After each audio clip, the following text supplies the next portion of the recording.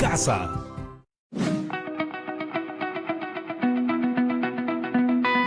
Hola, hola, chicas y chicos, bienvenidos a Aprendo en Casa, una iniciativa del Ministerio de Educación para seguir estudiando ahora que no se puede ir al colegio por el COVID-19.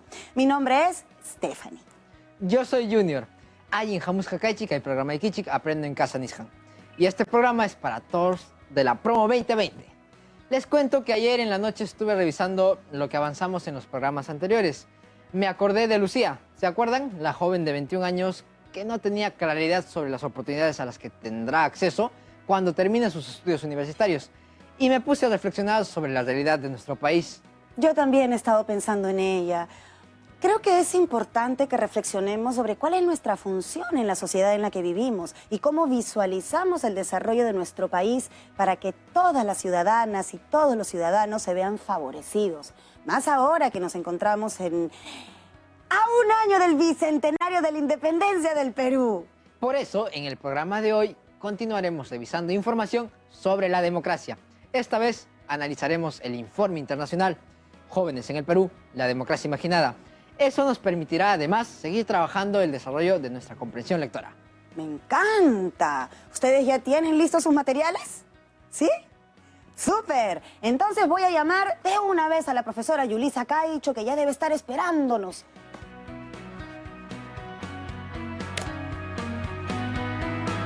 ¡Hola, profe! Buenos días, profesora. Hola, Stephanie. Hola, Junior. Qué gusto volver a verlos. ¿Y ustedes cómo han estado? Espero que muy bien y con muchas ganas de seguir aprendiendo. Me gustó mucho la reflexión que hicieron sobre nuestro rol dentro de la sociedad y cómo lo enlazaron con una fecha que está muy próxima y que es muy importante para nuestro país, el Bicentenario del Perú. Las fechas patrias siempre nos hacen pensar en todo el esfuerzo que muchas personas han realizado y vienen haciendo para forjar un mejor futuro para todas y todos los peruanos. Sin embargo, debemos ir más allá y pensar, ¿cómo puedo aportar yo al desarrollo de mi país? ¿Al de mis compatriotas? Eso me recuerda al reto que le dejó a la promoción el día de ayer, que hagan una lista de actividades que podrían hacer en pro del cumplimiento de los derechos fundamentales de las personas. Esa es una muy buena forma de aportar. Sin duda, me encantaría poder revisar alguna de esas listas de actividades. ¿Será posible? La verdad es que no nos ha llegado ninguna, aunque ayer estuve hablando con mi vecina, que está en quinto de secundaria, y ella me contó que le había gustado mucho hacer el reto. Analí Ochoa, te voy a llamar, ¿ya? Hola Stephanie, disculpen que siga en pijama, pero no quería dejar de contestar. Ay, discúlpame tú a mí por llamarte sin avisar. No te preocupes, me encanta que lo hayas hecho. La verdad es que como te conté ayer, disfruté bastante haciendo el reto. Me hizo reflexionar un montón sobre mi rol en la sociedad. Hola Junior, buenos días profesora Yulisa. Hola Nelly, gracias por compartir tus ideas con todas y todos los estudiantes que te están viendo. A ver, como quiero estudiar Ciencias de la Comunicación para ser periodista, mi rol dentro de la sociedad en pro del cumplimiento de los derechos fundamentales de las personas lo dividí en 3 grandes campos. 1. Investigar profundamente las razones por las cuales no se cumplen los derechos para todos. 2. Brindar información relevante y veraz en beneficio de la comunidad. Y 3. Mostrar casos en los que sí se cumplen los derechos de las personas y cómo éstas han ido superándose. Haré todo esto porque luego del análisis de cuadros estadísticos que hicimos anteriormente, me di cuenta de lo importante que es que la comunidad esté muy bien informada. Muy buen trabajo, Anneli. Tengan en cuenta que este reto es solo un ejemplo de cómo podemos aportar a nuestra sociedad, pero hay muchas maneras de hacerlo. Es cuestión de que pienses cuál es la mejor para ti, para que la puedas hacer. Hoy corresponde leer el texto Jóvenes en el Perú, la democracia imaginada, que ha sido adaptado del informe Los jóvenes en el Perú, la democracia imaginada, del Programa de las Naciones Unidas para el Desarrollo, publicado en el año 2008. Sí, y me encantaría que lo puedan leer completo, pero para evitar que nos falte el tiempo, durante el programa leeremos y analizaremos las partes que he considerado podrían servirnos para realizar un análisis más dinámico. Annalí, ¿te gustaría acompañarnos a analizar el texto? ¿Yo? Claro. Analicemos el título. Jóvenes en Perú, la democracia imaginada. Analí, ¿de qué crees que trata el texto? A. El desarrollo de los jóvenes. B. El desarrollo de los jóvenes en el Perú dentro de un contexto democrático esperado. C. El desarrollo de los jóvenes en el Perú y la democracia en el Perú. D. El rol de los jóvenes en el Perú. Me encantan las preguntas para marcar. Yo creo que la respuesta es la letra B, ya que en el título se menciona la palabra democracia. Estoy segura de que el texto tiene que ver con el desarrollo de los jóvenes dentro de un contexto democrático. ¿Y por qué no podría ser la C, si allí también se refiere a la democracia? Es verdad, podría ser, pero no vincula los dos temas, el desarrollo de los jóvenes y la democracia. Exactamente. El tema debe considerar los aspectos más resaltantes del título y nos debe brindar una referencia sobre la información que encontraremos. Sigamos con el análisis. Después de haber analizado el título, ¿qué información crees que nos brinde la lectura que corresponde a este subtítulo? Declaratoria de Intención de las Naciones Unidas sobre Jóvenes, problemática. Voy a leer las alternativas. A. Limitantes para el desarrollo de los jóvenes. B. Testimonios sobre los obstáculos que enfrentan los jóvenes para salir adelante. C. Reconocimiento de felicitación a las Naciones Unidas. Hay una palabra que al inicio me confundió, declaratoria, pero luego al leer Naciones Unidas entendí un poco más. Estoy segura de que la opción correcta es la A. No podría ser la B, porque al ser una declaratoria emitida por las Naciones Unidas, dudo mucho que vayamos a leer un testimonio. Ni la C, porque en el subtítulo aparece la palabra problemática, y eso indica que evidentemente no podría ser una carta de felicitación. Estamos comenzando bastante bien. Vayamos a conocer el desarrollo del texto.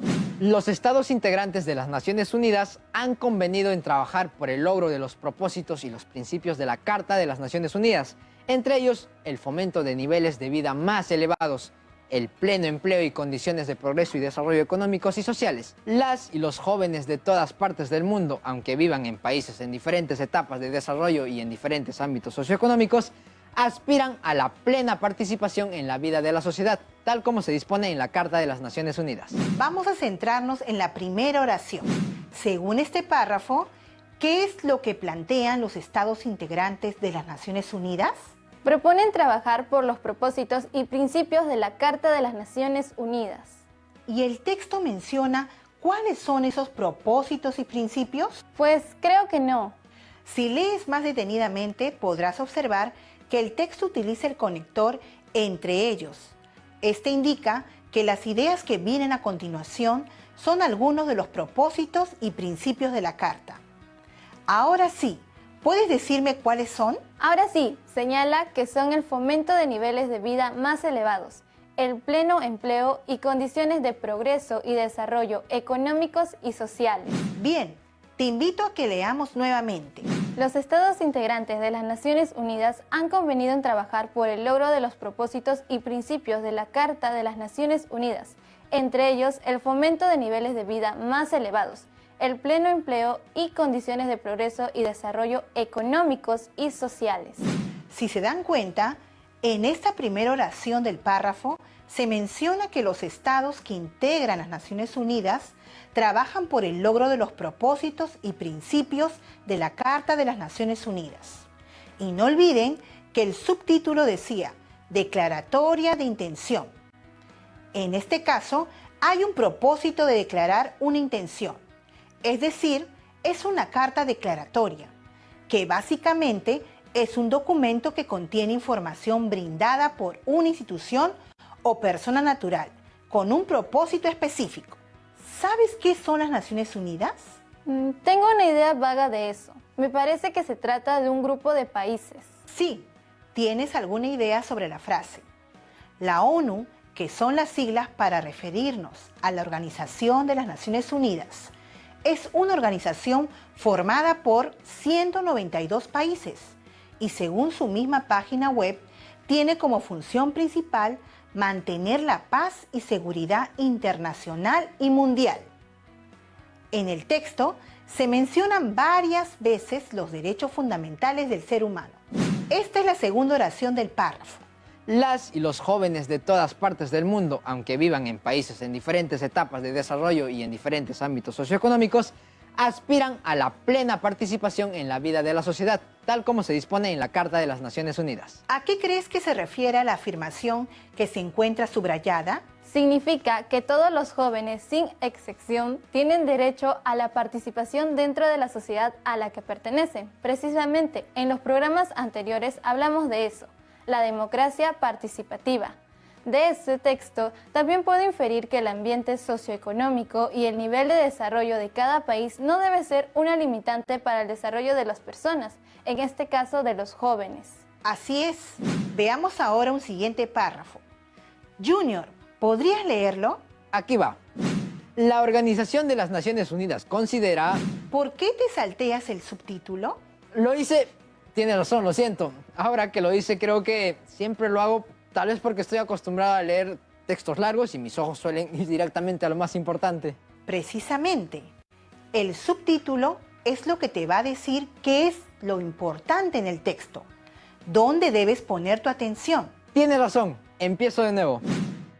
Declaratoria de Intención de las Naciones Unidas sobre Jóvenes. Posibilidades. La Organización de las Naciones Unidas considera que los siguientes principios, encaminados a garantizar el bienestar de los hombres y las mujeres jóvenes y su plena y activa participación en la sociedad en que viven, son fundamentales para la aplicación del Programa de Acción Mundial para Jóvenes hasta el 2000 y años subsiguientes.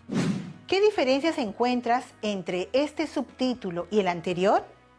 ¿De qué crees que se trate este texto? ¿Tú qué piensas, Analí? En el subtítulo anterior aparece la palabra problemática y en este tenemos la palabra posibilidades. Creo que este texto nos brindará las posibles soluciones que deberían darse en los países integrantes de la ONU para que los jóvenes tengan mayores oportunidades de desarrollo dentro de sus sociedades. Efectivamente, este texto nos brinda información sobre los principios que se deben seguir para garantizar el bienestar de hombres y mujeres jóvenes. Profesora Yulisa, ese párrafo hace referencia a algunos principios que deberían cumplirse y además termina en 2 puntos. Veremos cuáles son esos principios. Le pregunto porque me interesaría conocerlos. La lista de principios es realmente amplia, así que he considerado solo uno y que se relaciona con el tema que estamos viendo. Te lo mostraré a continuación. Todos los estados deberían tomar las medidas necesarias para eliminar todas las formas de discriminación contra las niñas y las jóvenes, suprimir todos los obstáculos a la igualdad entre los géneros y al progreso y a la promoción de las mujeres. Asimismo, deberían garantizar a las niñas y jóvenes un acceso pleno e igual a la educación y el empleo. Me parece importantísimo que se considere dentro de la declaratoria de posibilidades reducir los obstáculos que existen para el progreso y el desarrollo de las mujeres. Existen muchos países todavía en que todavía las mujeres no pueden ejercer todos sus derechos y en ocasiones no se les permite reclamo alguno. Siento que en nuestro país ese tema ha ido mejorando, sin embargo, todavía nos quedan muchas cosas por hacer. Qué bueno que menciones a nuestro país. Si se dan cuenta, hemos analizado extractos de una declaratoria internacional de la Organización de las Naciones Unidas, cuya finalidad es que los países que conforman la organización cumplan con estas propuestas. Y ese cumplimiento solo se puede hacer efectivo si las instituciones pertenecientes a cada país se comprometen a ello. Es verdad, dependemos de nuestras instituciones. Con esta reflexión, nos vamos al corte comercial. ¡Ya regresamos! Hola de nuevo, estamos con la profesora Yulisa de Comunicación y Analí, alumna de quinto de secundaria y vecina de nuestra querida Stephanie. Con ellas estamos analizando el texto Jóvenes en el Perú, la democracia imaginada, adaptado del informe Los jóvenes en el Perú, la democracia imaginada, del Programa de las Naciones Unidas para el Desarrollo, publicado en el año 2008. Antes de ir al corte, revisamos uno de los principios que la ONU declara importantes para garantizar el bienestar de las mujeres jóvenes en la sociedad en la que viven. Y nos dimos cuenta de que su cumplimiento, así como el de todos los principios, está supeditado a la voluntad y o eficiencia de las instituciones de cada país. En este sentido, le pedimos a una persona muy importante que nos amplíe un poco más el panorama sobre las instituciones para la democracia. Hola, mi nombre es Carmen Vildoso Chirinos. Enseño en la Universidad de San Marcos. Anteriormente he sido ministra de la Mujer, también he sido viceministra en el Ministerio de Trabajo. Es decir, he sido parte del Ejecutivo. El Poder Ejecutivo tiene la responsabilidad de hacer cumplir las leyes, asegurar que lleguen los bienes y los servicios que, de acuerdo a nuestra Constitución, todos los ciudadanos y ciudadanas tienen derecho. En calidad de ministra he tenido muchas veces oportunidad de conversar con congresistas, por ejemplo, a propósito de las leyes que ellos estaban en proceso de aprobar, o de leyes que nos interesaba que ellos pudieran discutir y aprobar.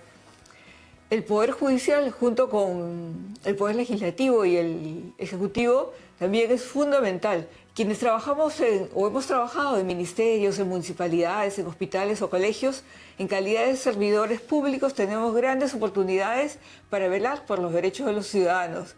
Los planes de nuestras instituciones, los presupuestos, cómo se ejecutan, deben estar dirigidos a asegurar que los ciudadanos vean respetados sus derechos. Nuestro país ha avanzado mucho en materia de igualdad de la ciudadanía ante la ley. Todos nosotros podemos hacer algo para mejorar el estado de cosas de nuestro país, para hacer que nuestra democracia sea más efectiva y se fortalezca. ¿Cómo podemos hacerlo? De múltiples maneras, participando en diferentes tipos de instituciones, sea organizaciones de vecinos, movimientos de jóvenes, de mujeres, informándonos, participando del debate político. Una de las maneras más directas de incidir en la política y fortalecer nuestra democracia, si lo sabemos hacer, es participar en partidos políticos. El próximo año muchos de ustedes van a tener la oportunidad de votar. Si no el próximo año, quizás dentro de 5 años, de elegir gobierno, elegir Congreso. Preguntémonos, quienes asumen la responsabilidad de gobernar o de dar leyes, ¿cuántos años de experiencia política tienen detrás? Sea de manera personal o sea porque representan a un colectivo político al cual pertenecen. Ser gobierno o dar leyes es una prueba de fuego, porque nuestro país es complicado. En realidad todos los países son complicados. Los ciudadanos necesitan hacerse oír. No todos los ciudadanos tienen la misma posibilidad. Quienes están en la ciudad pueden hacerse oír con más efectividad que quienes están en zonas alejadas de nuestro país. Y la democracia no solamente depende de los poderes a nivel nacional, como el poder legislativo o ejecutivo, también depende de lo que se juega en la cancha local. Las municipalidades, por ejemplo, los consejos municipales toman una serie de decisiones que nos conciernen y que tienen que ver con la democracia en nuestros distritos o en nuestras provincias. Ese es un espacio en el cual la sociedad civil puede jugar un papel. ¿Quiénes son parte de la sociedad civil?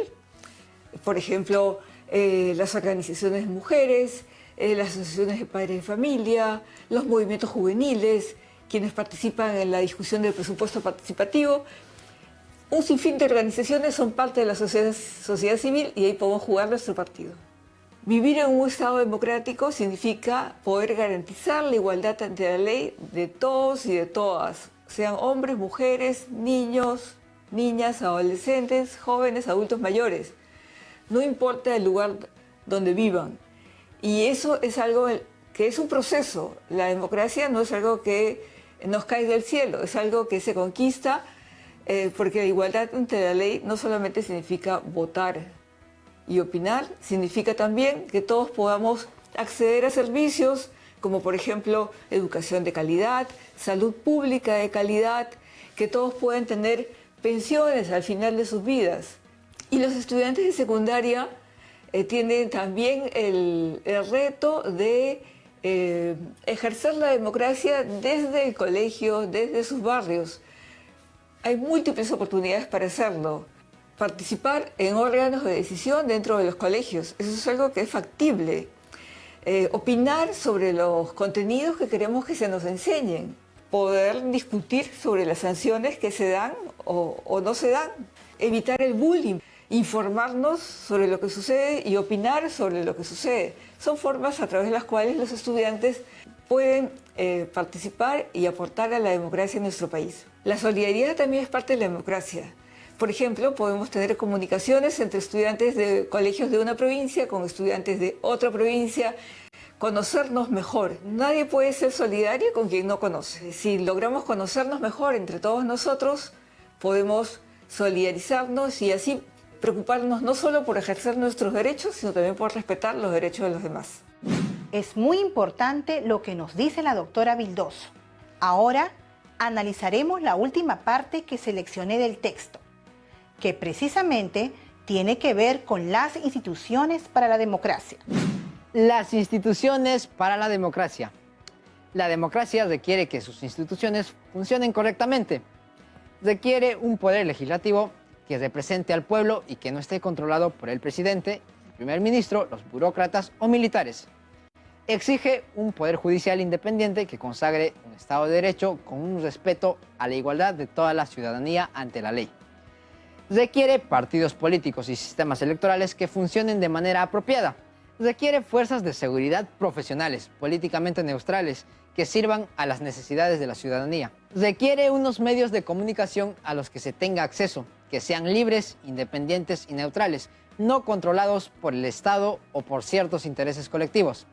Además, requiere una sociedad civil vibrante, que pueda ejercer un control de gobierno y de los grupos de intereses y proporcionar formas alternativas de participación política. Estas instituciones, apoyadas por valores democráticos y el respeto de los derechos humanos, proporcionan un sistema de control frente a los riesgos de la tiranía y del populismo, porque en las democracias los políticos populistas pueden movilizar apoyo utilizando propaganda y llamamientos al racismo y otras formas de intolerancia. Según el texto, ¿qué relación encuentras entre el subtítulo y el contenido? En el texto se indica qué tipo de instituciones deberían primar en nuestra sociedad para que la democracia funcione correctamente en el cumplimiento de los derechos fundamentales de sus ciudadanas y ciudadanos. Y en el subtítulo se menciona de manera explícita, por lo tanto están completamente relacionados. Eso se hace obvio con la primera oración. La democracia requiere que sus instituciones funcionen correctamente. En ese sentido, ¿qué tipo de texto será este y cuál será la intención comunicativa del autor? Es un texto expositivo, ya que expone las características que deberían tener las instituciones y las personas que trabajan en estas para el cumplimiento adecuado de la democracia. Y la intención comunicativa del autor es mostrarnos de manera clara los elementos que se deben tener en cuenta en las diversas instituciones. Acá lo observamos claramente. ¿Y cuál es la diferencia entre este texto y los textos que vimos anteriormente? Los textos anteriores eran declaraciones y por lo tanto no nos informaban sobre las decisiones tomadas en alguna reunión importante, seguramente, mientras que este último texto nos expone características sobre las instituciones. Exactamente. Profesora Yulisa, ¿qué opina de la frase sociedad civil vibrante? A mí me parece precisa. Además, requiere una sociedad civil vibrante que pueda ejercer un control de gobierno y de los grupos de intereses y proporcionar formas alternativas de participación política. En el contexto en que se nos presenta, esa frase se refiere a una sociedad que estimule la participación activa de sus integrantes, de manera que pueda plasmarse realmente una convivencia democrática entre todos. Totalmente de acuerdo. La sociedad que somos nosotros debe hacerse escuchar. Hay que alzar la voz cuando haga falta, expresar nuestros deseos, nuestros reclamos, ¿sí o no? Si algo no te gusta, reclama.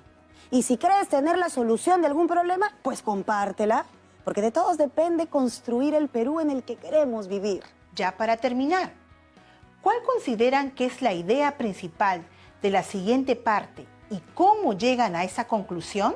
Las dos primeras palabras del texto me hacen pensar que se hablará sobre las instituciones. Por lo tanto, yo creo que la parte que está subrayada pertenece a la idea principal y las demás sirven de soporte para esa idea. Muy bien. Esa parte subrayada justamente contiene la idea principal del párrafo. Con este párrafo hemos terminado con el análisis de los textos correspondientes al programa de hoy. ¿Cómo les fue en casa? Recuerden que la mejor manera de mejorar nuestra comprensión lectora es leyendo. Poco a poco y con la práctica, comprenderás todos los textos a la perfección. Muchas gracias, Analí, por contestarme la llamada y aceptar participar. Se nota que eres una gran lectora. Sí, me gusta mucho leer. Gracias, profesora, por seleccionar una lectura tan interesante que nos compete tanto a todas y a todos. Chao, Analí. Espera, ¿en qué momento te cambiaste? En los comerciales. Ven, chicas y chicos, hemos estado tan concentrados que ni cuenta nos habíamos dado.